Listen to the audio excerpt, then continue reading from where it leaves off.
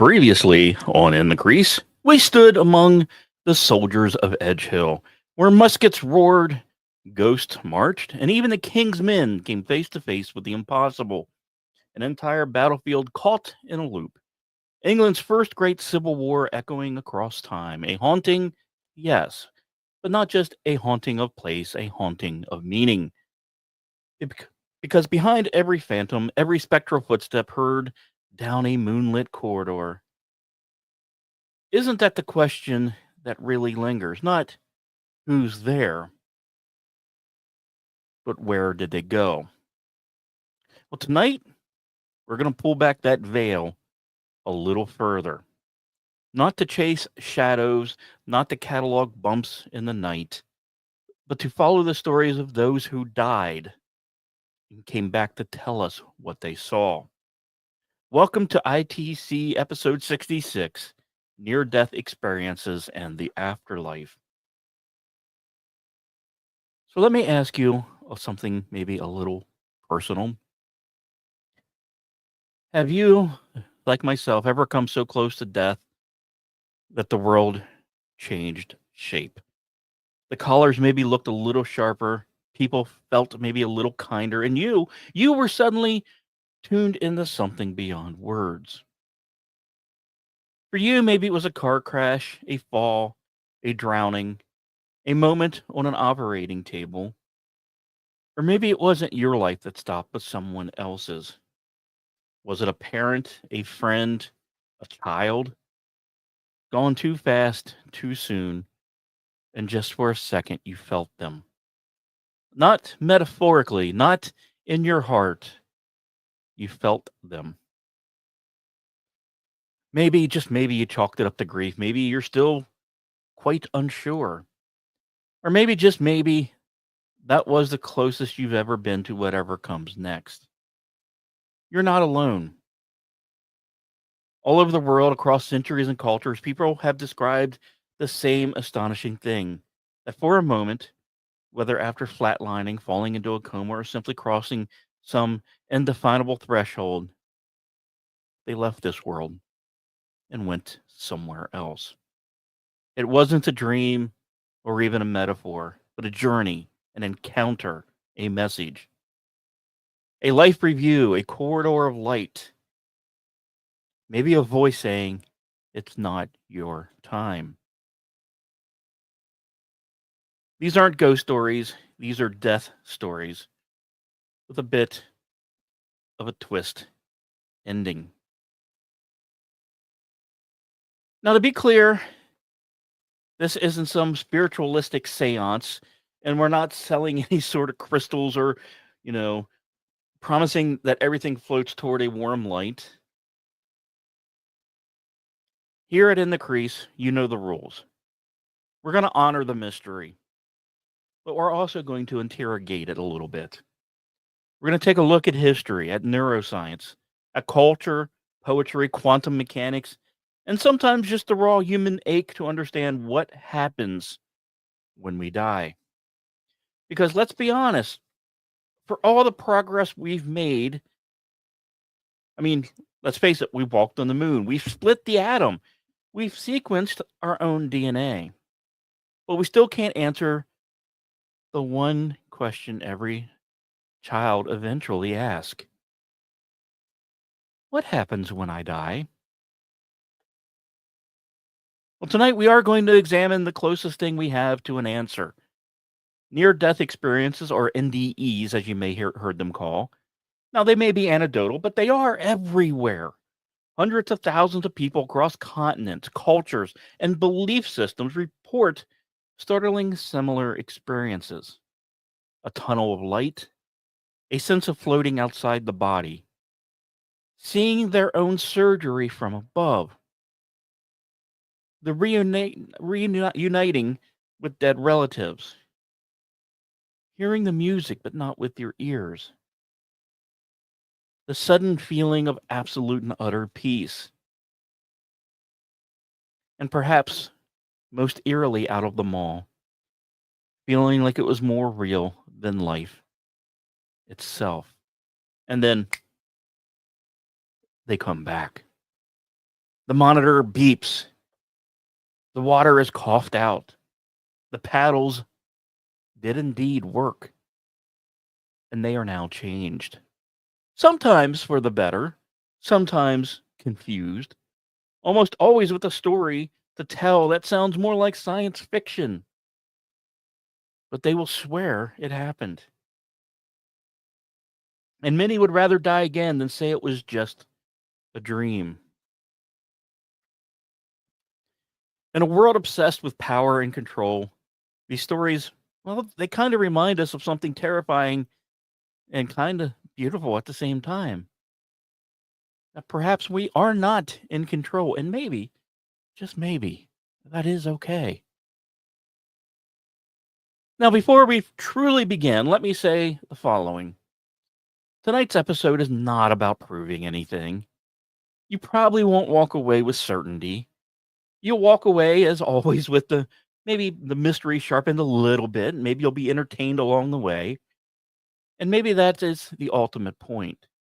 Because what makes life meaningful isn't that it lasts forever, it's actually that it doesn't. And yet, if the people we're right about to hear from are right, then death, well, it may not be the end. Maybe it's just the edge.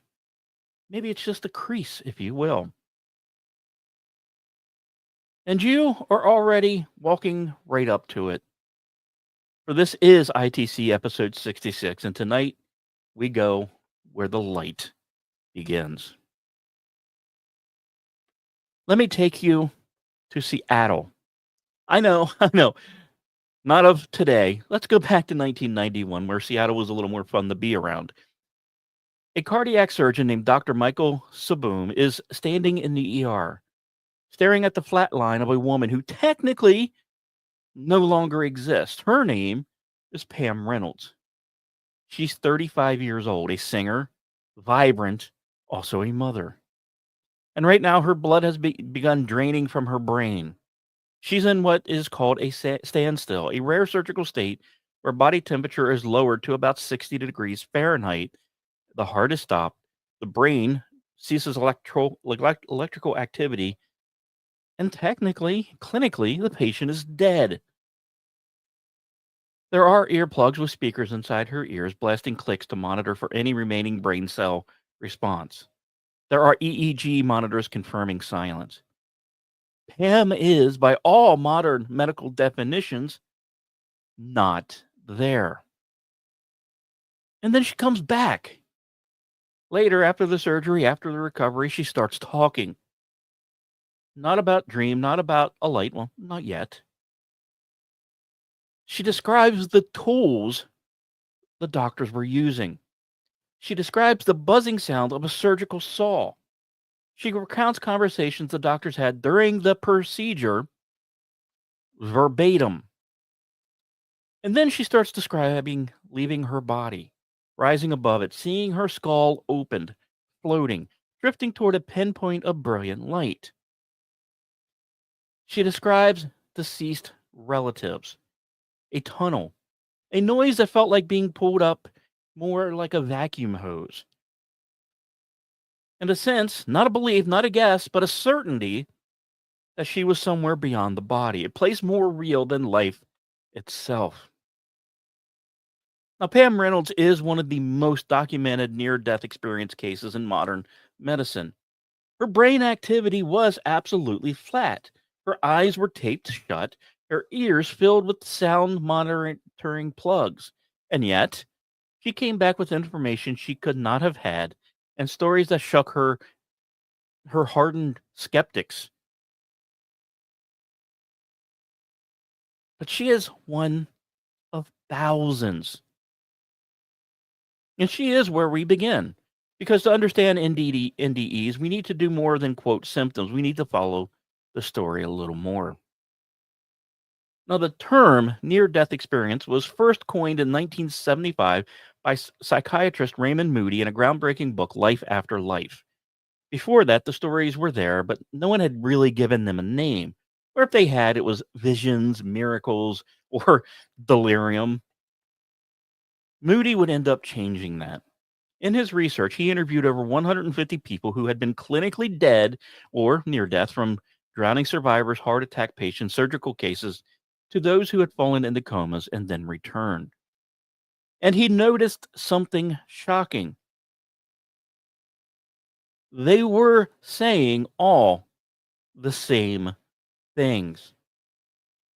Now, here are the common elements Moody would record and that continue to surface in NDE research to this day.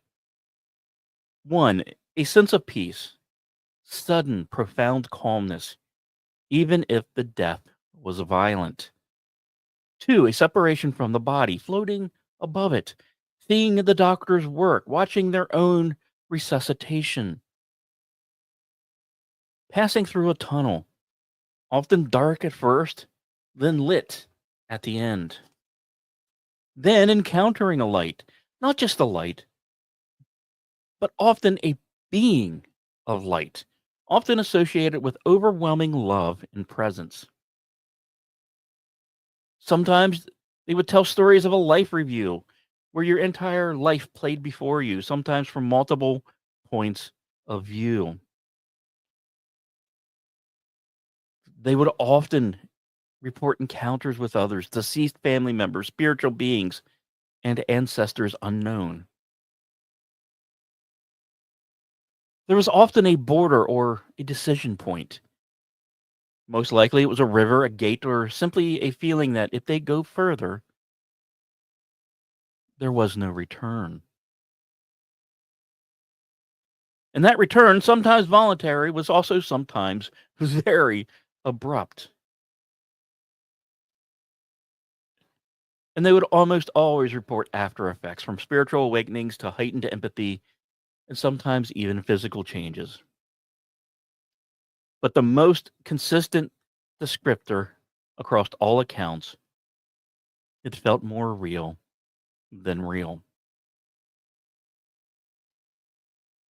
Now, Pam was just one, but let's meet a few more of the returned.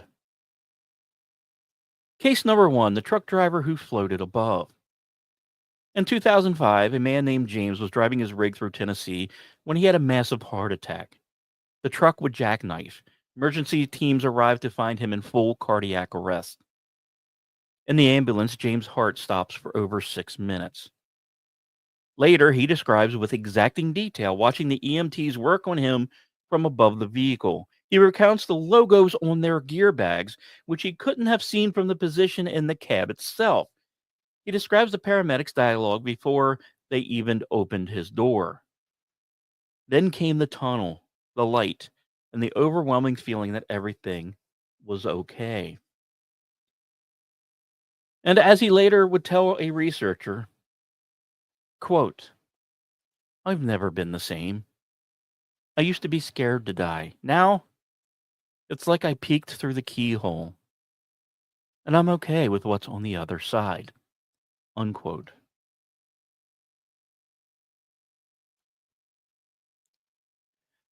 Now, not all NDEs come from adults. In 1997, a 6-year-old girl named Rachel fell into a frozen lake in Wisconsin. She was underwater for 20 minutes before being pulled out.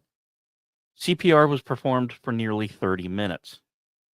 By all logic, she should have died, or at least suffered severe brain damage, but she didn't. When she woke up, she said she had been with the callers. She described seeing lights that didn't have voices but talked more in hugs. She said a man, possibly her grandfather, held her hand and told her she had to go back to help mommy smile again. She also would make a full recovery. Years later, when asked about it, she would simply say, I still dream about that place, but it's not like dreaming, it's more like remembering.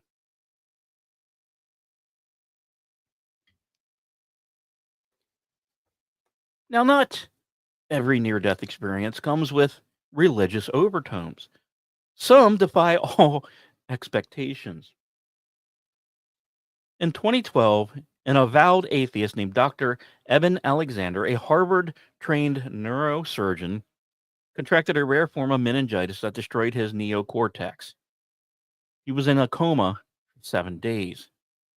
Brain scans showed no activity. Later, though, he described an astonishing journey. A butterfly guided him through a sky of radiant music, a core filled with light and presence. And there was a message for him: you are loved. You have nothing to fear. Now, he came back changed, not religious exactly, but convinced that consciousness is not confined to the brain. His book, Proof of Heaven, would cause a media firestorm. Skeptics, of course, accuse him of hallucinations, fantasies, and that ever famous calling for anyone that goes through this, basically calling them an attention seeking whore. But his scans, well, his scans remain unexplained. Now, these are all stories, anecdotes, if you will, not necessarily clinical data. And in the world of evidence based medicine, stories sometimes just aren't enough. But what makes these stories different is their consistency and their clarity, and more importantly, their transformative effect. In study after study, NDE experiencers are more likely to report a permanent loss of fear of death, increased compassion and tolerance, decreased materialism, heightened spiritual awareness, and a long term personality change. And often, an inability to fully relate what they actually saw. Because, as many would put it, there are no words for what I saw. This language doesn't have the colors. So, what are we left with? Well, let's look at three key threads that came out of these accounts. Radical perception. This is a term used when someone accurately sees or hears events while unconscious, events they should not be able to perceive. It's not just, oh, I saw a tunnel. It's, hey, I saw the nurse drop a metal tray in the corner, which is kind of surprising when their eyes were taped shut and they were under, general anesthesia. Now, one famous case from the Netherlands involved a patient who described the defibrillator paddles used on him and the collar of the ceiling towel after his heart had stopped. When investigated, guess what? The details checked out. Now, another thing is cultural universality. NDEs have been reported around the world in cultures that don't share language, religion, or even worldview. In India, people report being taken to the god of death by mistake and then sent back. In Japan, the tunnel is often described as a river. In the US, the light will often be associated with more Christian themes. And in tribal societies, ancestors or animal spirits tend to guide the person. But across these variations, the structure is consistent. It's as if there is a basic pattern, and culture, well, the culture just Bob Rosses it to what they know. And of course, we have resistance to medical dismissal. Modern science offers many theories to explain NDEs: hypoxia, endogenous DMT release, REM intrusion, temporal lobe seizures, and memory fabrication. Now, in segment 2 upcoming, we're going to examine all of them in a little bit more depth. But for now, know this: many of the people who study NDEs most rigorously, including skeptical doctors, have come away not with certainty, but with a dose of humility.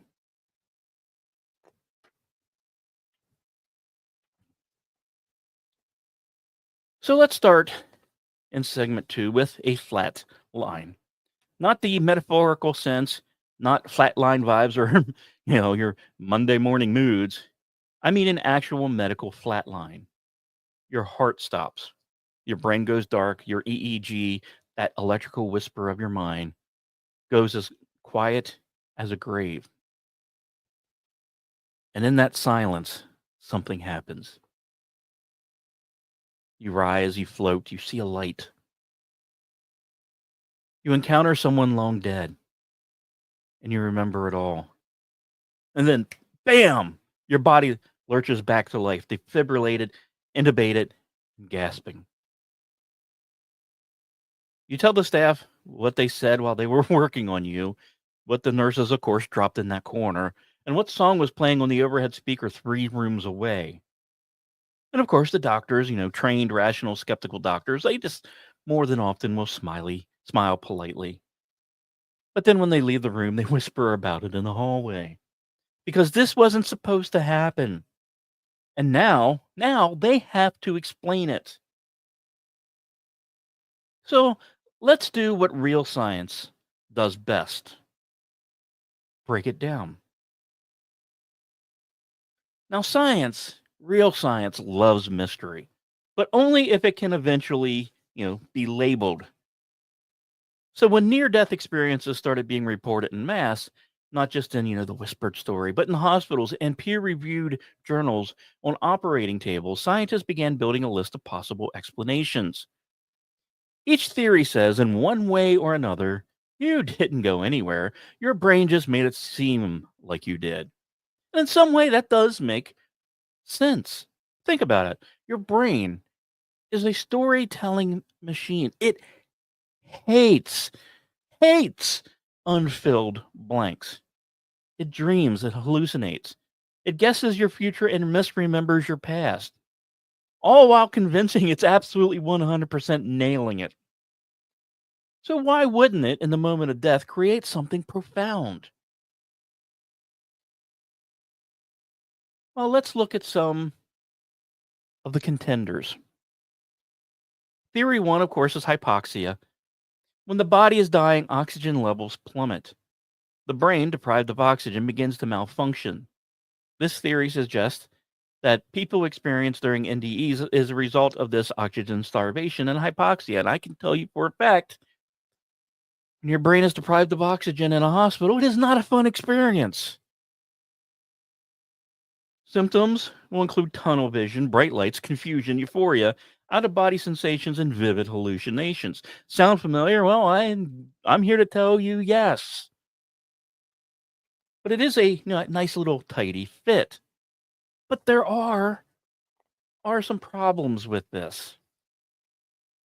One 2010 study published in Critical Care monitored oxygen levels in cardiac arrest patients and found no consistent correlation between low oxygen and reports of NDEs. Some patients with profound hypoxia had zero experiences, while others with stable oxygen levels reported full blown near death experiences. So, in other words, hypoxia might explain some effects, but it doesn't cover the full entire story. Especially the part where patients accurately describe things that they shouldn't be able to perceive. Theory two: DMT and endogenous chemicals.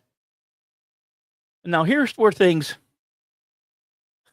no other really good way to say it, here's where things get a little trippy. In the last decade, researchers have explored the role of DMT, and I'm not even going to try to tell you what that means. You can look it up and try to pronounce it yourself, but it is letter D as in dog, M as in Mary, and T as in thyroid. Had to change that last one because, But it is a powerful psychedelic compound found in certain plants, if you catch my meaning, Mr. Frodo, and possibly produced in small amounts in the human brain. It's also been called the spirit molecule. When administered in clinical settings, DMT can produce effects remarkably similar to near death experiences: tunnel like visions, encounters with beings or presences, loss of ego or body boundary, feelings of overwhelming peace or transcendence, and perception of another realm. Now, some scientists believe that the dying brain may release a surge of DMT as a protective or antistatic measure, maybe a final neurochemical bye bye party. So, does that mean the case is closed for this? Well, not exactly, because there's no definitive evidence that the human brain releases significant amounts of DMT at death. Now, some rodent studies have hinted at elevated DMT levels after cardiac arrest, but nothing conclusive has been demonstrated thus far in humans. Now, again, DMT doesn't explain the vertical perception. Yeah, you might see the tunnel, you might meet the glowing light, but it doesn't explain how you knew what color the nurse's scrubs were when your eyes were taped shut. Theory 3, REM intrusion. Another popular theory is the REM intrusion. It's when the brain's dreaming state, rapid eye movement, leaks into that walking life. Now, it's been documented in sleep paralysis, narcolepsy, and certain neurological conditions. During REM intrusion, people can experience out of body sensations, vivid visual hallucinations, the feelings of paralysis or even of floating, emotional intensity, and time distortion. Now, the idea here is that as the brain shuts down or is revived, it sort of glitches, and REM like processes invade waking consciousness. But again, we run into problems here. REM episodes are typically associated, well, with active brains. But in NDE cases, many patients are clinically brain dead with no detectable EEG activity. So that leads to a very important question. What would be generating the REM? And again, how do you explain accurate observations external to the body?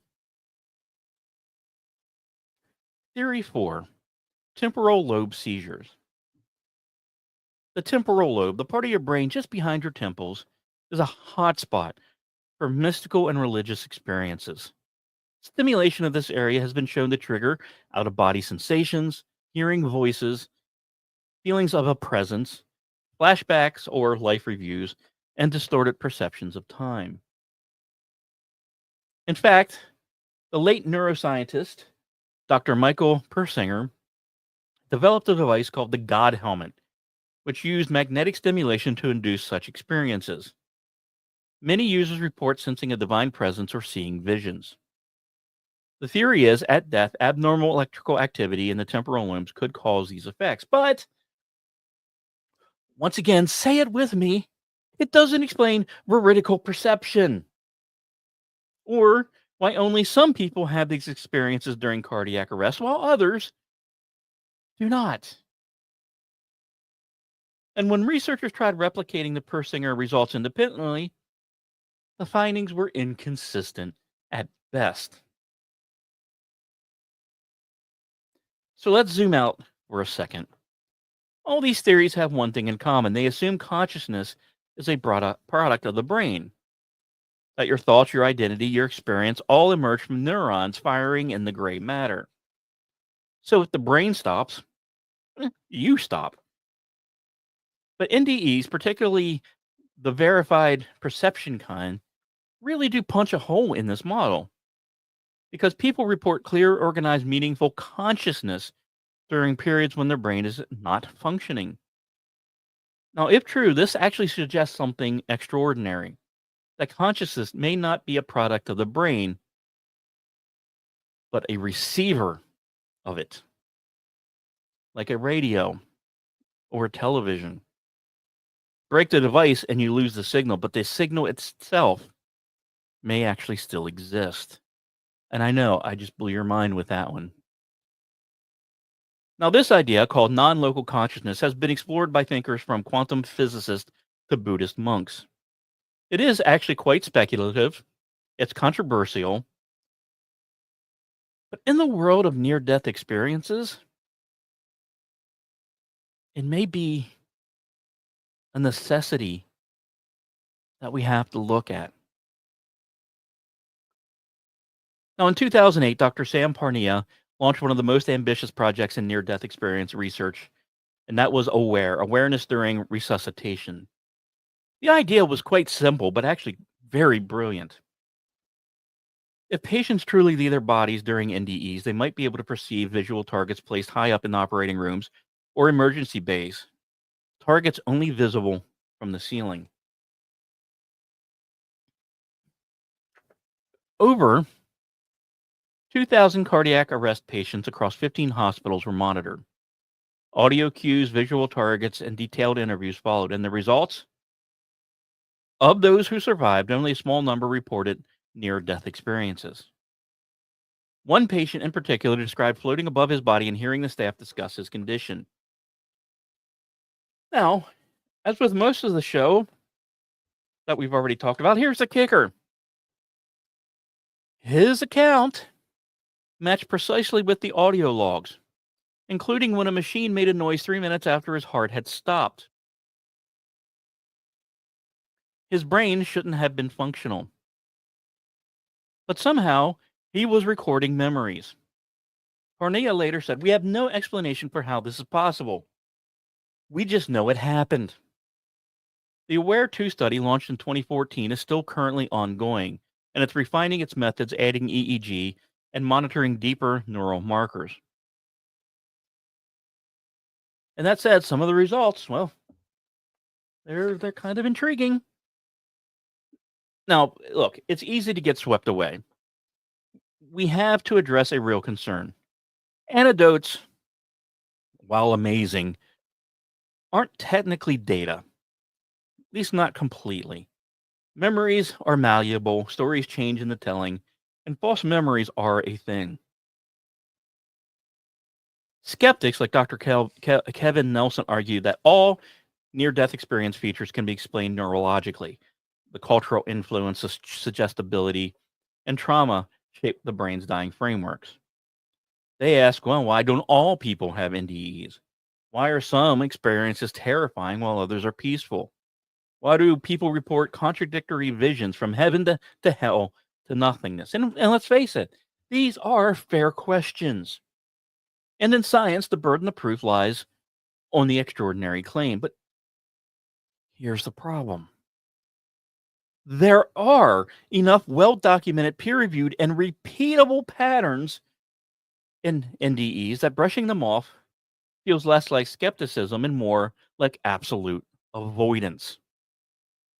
As Dr. Peter Fenwick, a neuropsychiatrist who has studied hundreds of NDEs, once said, quote, "The materialist model cannot explain what we are seeing, and when a model can't explain the data, we change the model," unquote. So where does this leave us? Well, it kind of leaves us on that crease between brain and mind, between story and science. We don't have proof of life after death, but we do have this. People who shouldn't be conscious are. People who experience these events are changed forever. And science, when honest, must simply admit we don't know. Now, that's not a failure. That is science.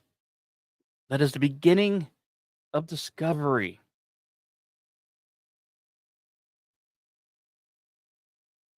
And with that, let's take a brief 3 to 4 minute break here as I get some refreshing drink filled into me and go in the chat and say hi to everyone.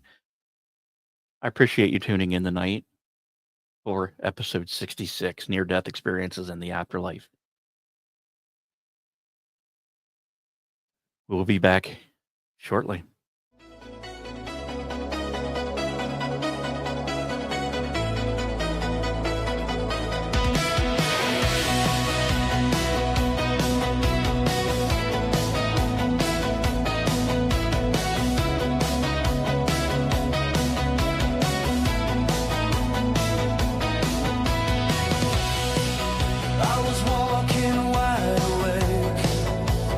Sunrise in my chest.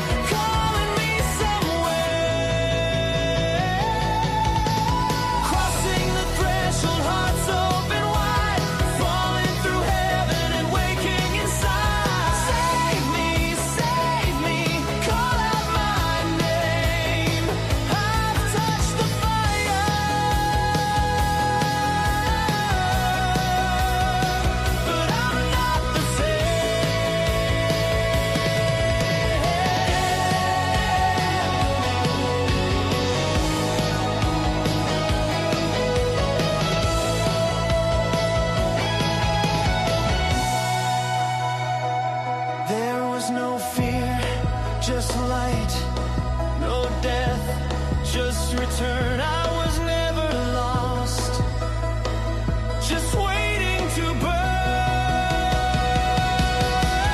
Crossing the threshold, new in my skin, the shadows behind me, the morning begins. Take me, carry me home.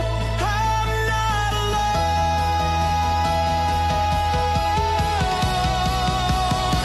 I'm not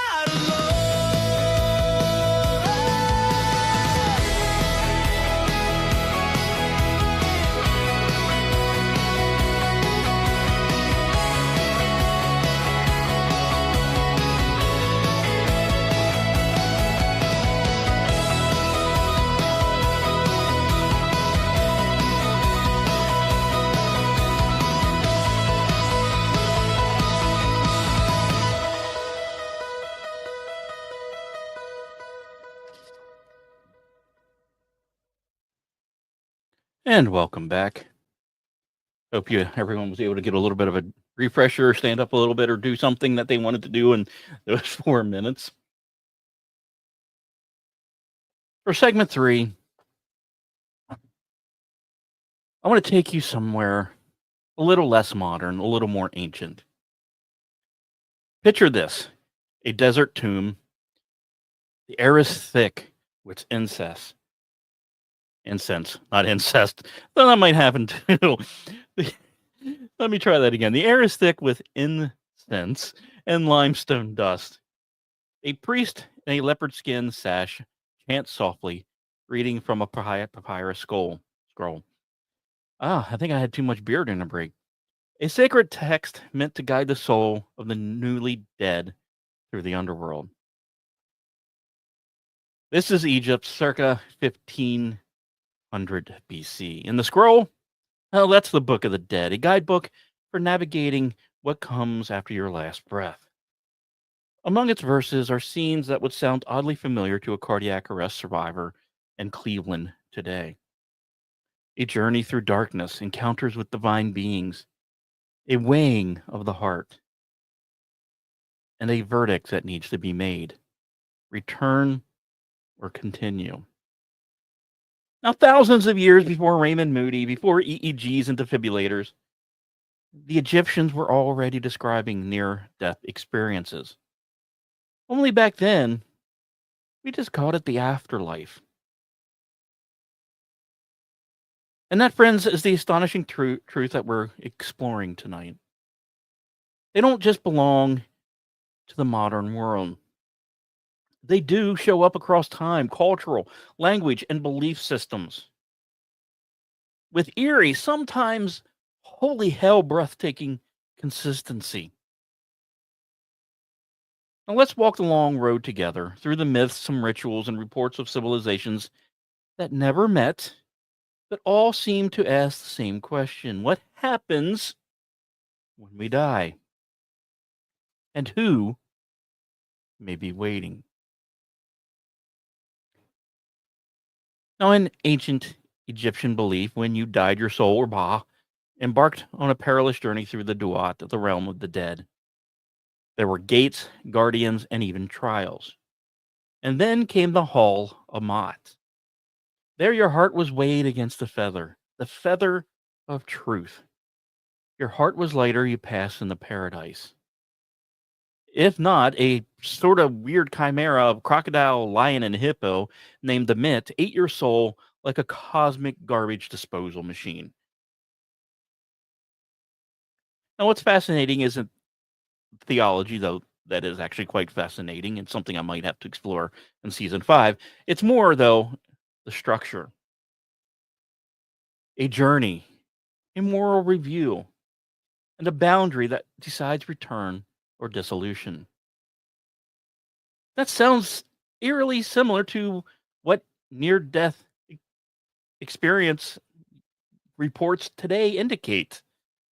Some even describe a judgment, but not like a courtroom, but more like a mirror.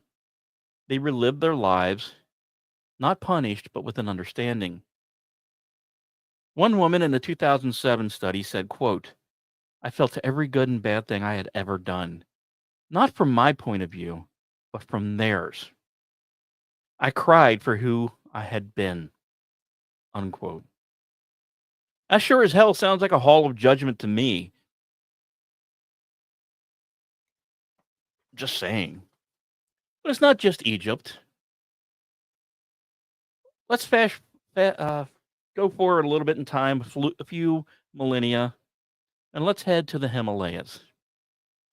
In Tibetan Buddhism, death is not a line, it's a process, a series of mental and spiritual events unfolding over days, sometimes weeks. Now, these are described in the Bardo Thodol, that we sometimes call the Tibetan Book of the Dead. It's read aloud to the dying and recently dead, guiding their awareness through their separation from body, a confrontation with peaceful and wrathful deities, a life review, a sense of clarity or fear, and a chance to choose liberation or rebirth. The key phrase here, quote, don't be afraid. What you see is the projection of your own mind, unquote. It's an instruction and a lifeline for those lost in the storm of death. Once again, compare that to modern NDE reports. Many describe projection, thoughts made real, memories playing like films, and reality shaped by belief or emotion. One experiencer described a space where, quote, everything I thought became real instantly. Joy became color, fear became distance, unquote. It sounds a little Bardo-ish, right?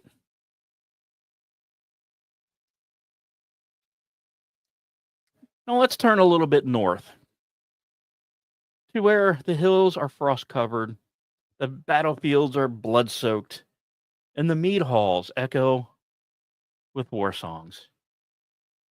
Now let's face it, the Norse were not subtle about death. You died in battle, Odin's ravens carried you to Valhalla. Depending on which part of Norse, it might have been the Valkyries, but you know what I mean. You died of sickness or old age, you went to Helheim, the cold gray underworld. But in many Viking sagas and Eddas, we find warriors describing visions as they lie dying.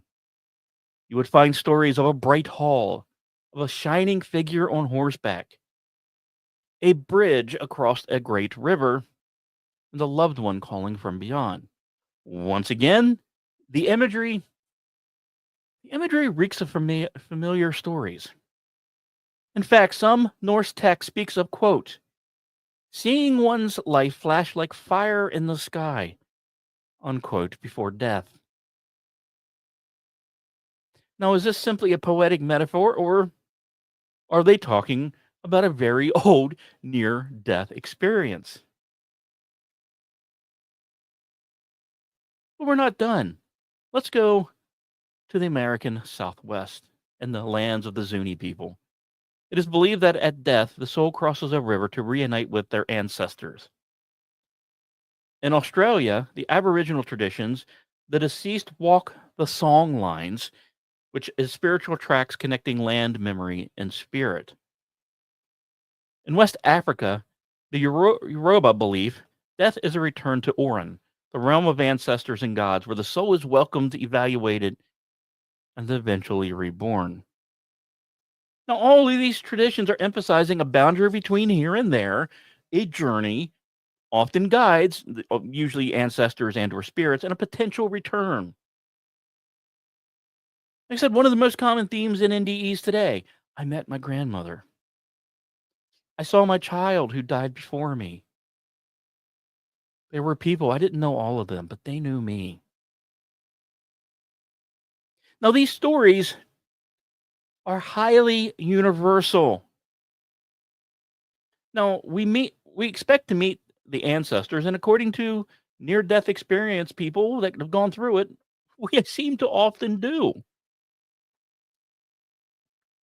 Now, in India, NDEs often include a uniquely bureaucratic twist.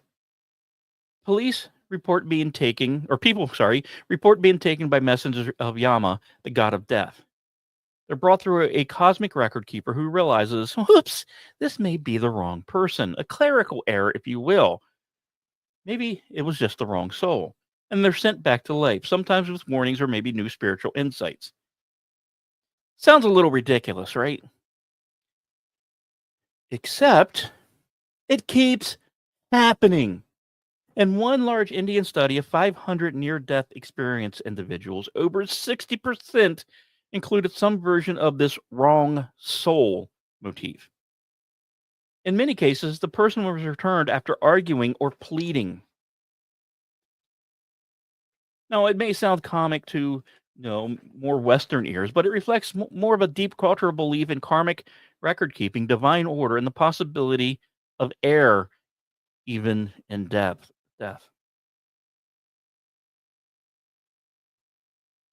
And you think the overlap between modern near-death experiences and the Abrahamic religious beliefs would be a little bit tighter, but here's the twist.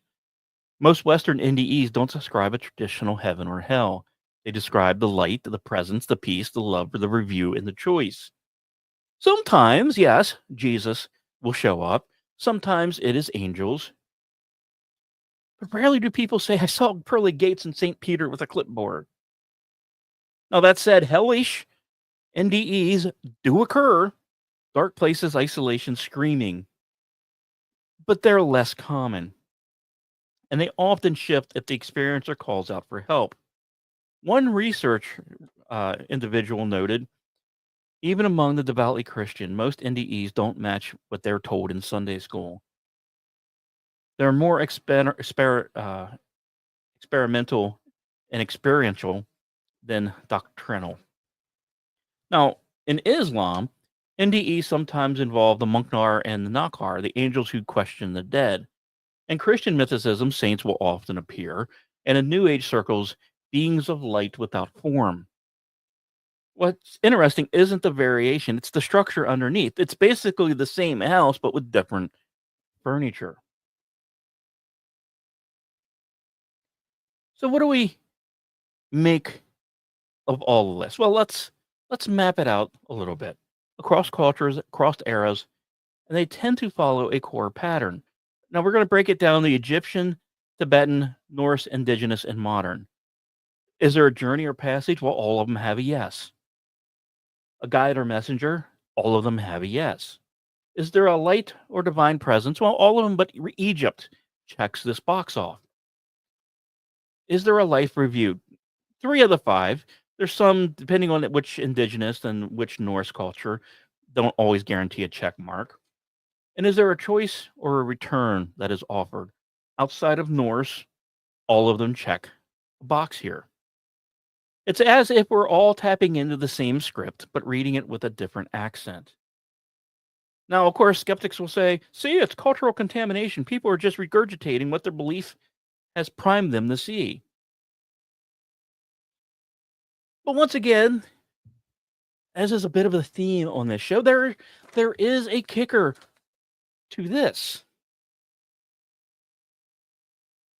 Some researchers of near-death experience have found children under the age of 5 with no religious training who report the tunnel, the light, and the beings. People from secular countries like Denmark, Japan, or East Germany report the same elements. And in the pre-internet era, many of these experiences matched before people even knew others even had them. So is culture shaping the experience, or are we just interpreting the same event through the lenses of our culture?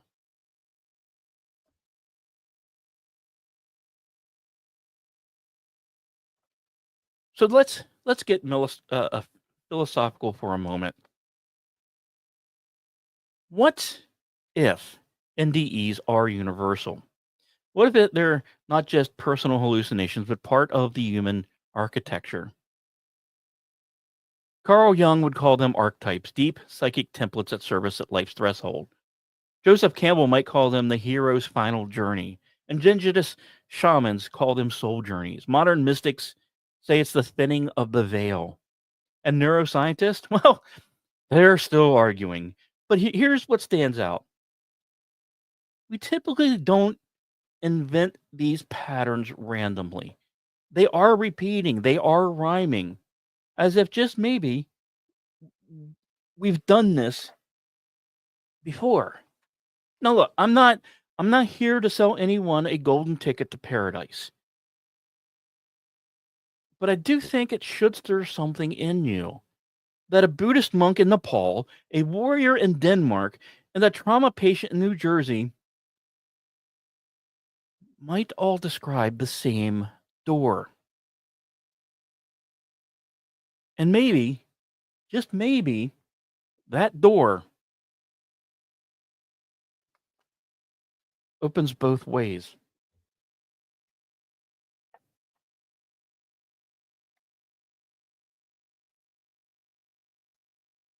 So, here we go. Let's say you were to die. Flatline, lights out, brain dark, heart is now still. Then, against all odds, you return.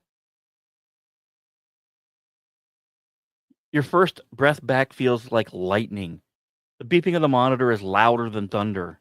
And the faces around you, the ones with tears, with tubes, with hope, they look different. Maybe a bit brighter, maybe a bit realer.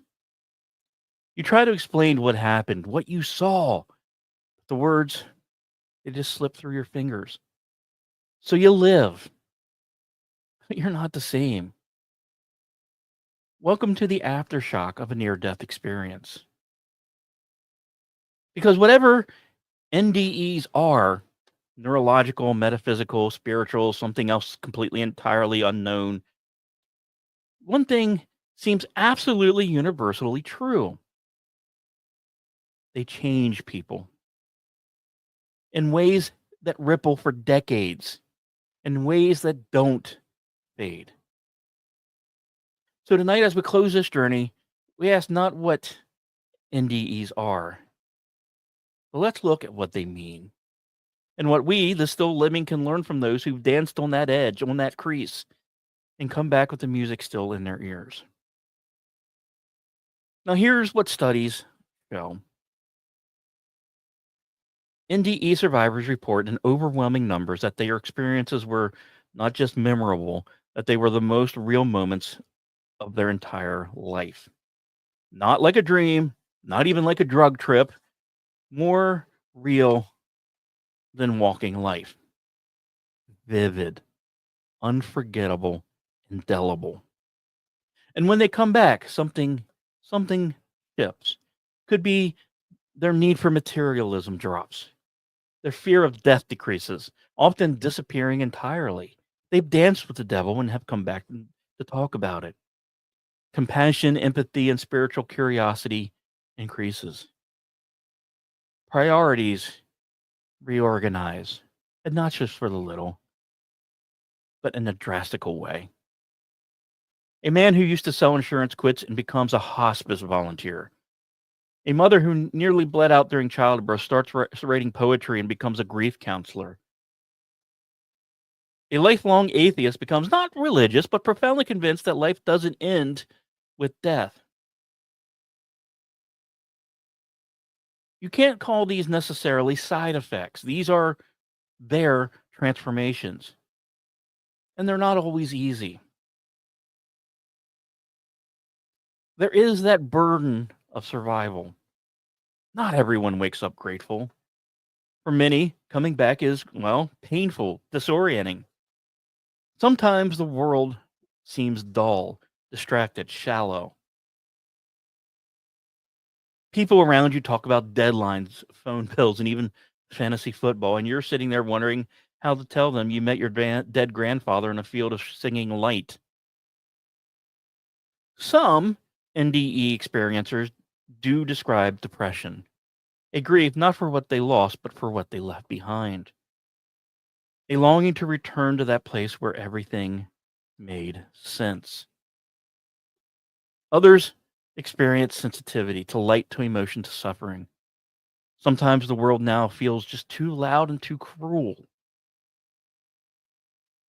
And perhaps the worst part of it, you find out no one Even those that you thought loved you believe you. You try to explain what you saw during your own surgery from above, and people, well, they laugh it off as it was just the meds. You say you were floating in peace, and someone laughs and says, "So, did you see Elvis too?" It can be lonely. That said, there are support groups now, therapists, even the NDE researchers who specialize in reentry. But still, it's not always easy to come back changed in a world that hasn't. And now we go to that part where I'm probably going to get kicked off of my YouTube feed because, unlike other people, I am going to say the actual word because fuck YouTube. We're going to tread carefully here, but we have to go here. One of the most fascinating and sobering elements of NDE research involves suicide survivors. Multiple studies have shown that people who attempt suicide and have a near death experience report overwhelmingly similar experiences, often peaceful, often filled with light, but with a very different crucial twist. They return with the understanding that life still had meaning, that there was still purpose, that the pain they felt was real, but it was temporary, and that something waited for them, just not yet. These survivors frequently become advocates, counselors, volunteers. Some change their entire lives to help others struggling with depression or despair. They didn't just survive, they came back with a message. You're not alone, and it's not over.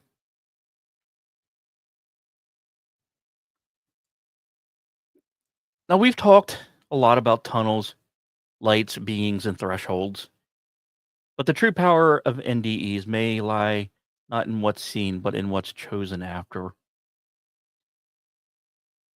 There's a quote from a woman named Marlene who died briefly during childbirth. Quote, I was in this place where I could have stayed. It felt like love, like being home. But then I remembered my baby, and I said, not yet. I came back, and I haven't wasted a second since. Unquote. Or from Carlos, who flatlined after a car accident. Quote, I met a man made of light. He didn't speak, but I knew he loved me. Then he asked, do you want to go back? I said yes, because my sister needed me. That was 25 years ago. Every day I thank the light. Unquote. Now, these people aren't saints. They're not trying to start religions or sell some cryptocurrency. They're just, oh, how do I say it? They're more awake. Like they've seen a bit behind the curtain and returned to the stage with the full weight of the story. So what are we left with? We can't prove what NDEs are. We can't bottle them, dissect them, replicate them on demand. But we can listen. And over, here's a message that seems to be. You are loved. You are not alone. What you do matters. Consciousness is bigger than biology, and death is not the end, only a transition. And even for those who believe NDEs are just the brain's final fireworks show, there's something to be said for that vision of peace at the end. In a world that seems full of fear at times, that is not a small gift. But what about you? Let's bring this home. You, whether it's by the miracle doctor work at the University of Dartmouth Hospital that brings you back, you're still alive. Your heart's pumping. Your breath is rising and falling. Your temperature has gone from 105.9 down to a normal everyday thing. And now your brain is humming with thoughts after you've recovered. But you won't always be, and neither will I. Someday we'll cross that threshold, whether it's a tunnel, a river, or simply the quiet shutting off of the body's lights. And maybe, just maybe, we'll remember this episode and we'll be a little less afraid. Because the people who've gone before us, they say the edge isn't the end. It's just the beginning. And I've spent most of my life chasing stories and in the recent years trying to tell them. History, mystery, war, peace, ghost, revolutions, legends, and you name it. This one this one cuts deeper because of my recent experience. And because this story, it includes all of us. My friends, the people I haven't met, the people that maybe have already gone. Every age, every culture, every creed. Everyone that's able to hear this now, that's on a couch or in a car or just staring underneath the stars. One day your light will extinguish, but maybe, just maybe, you'll also live again. And not in a religious sense, not in a dogma, but in a sense that your story isn't over when your heart stops. It's over when your meaning stops.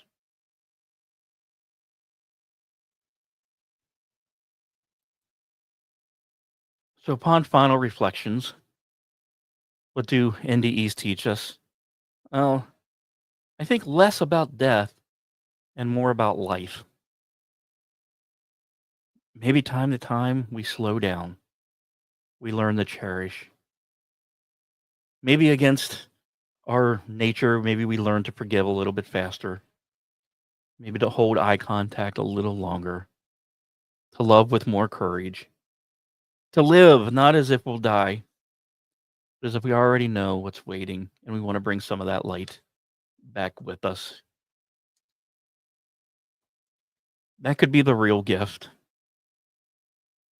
Not knowing what comes after, but knowing what to do before.